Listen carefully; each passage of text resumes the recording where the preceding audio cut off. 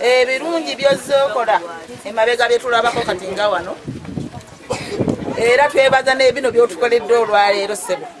Ate tusaba otwongere. Naye otufisizeeyo olunaku yadde lumu nga tumaze okukuwa kalulu. Manyi tugenda kakuwa ate we twalondera ekifaananyi. Tulondera tugenda kuba tulinawo abayambi baffe. Wegamba nti omuyambi wa Mugabi aliwa. Oyo aveeyo ajja kuwandiikire ate era olw'okwagala okukakasa nti gw'olonze y'oyo. Buuza abo abalondesa nti ono gwawandiise ye Mugabi.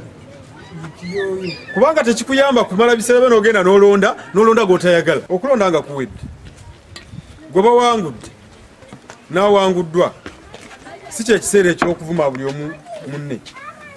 Bw'oba owangudde omuntu n'omuteeka wansi mukwate mu mukono mukole ki? Omuyimirize.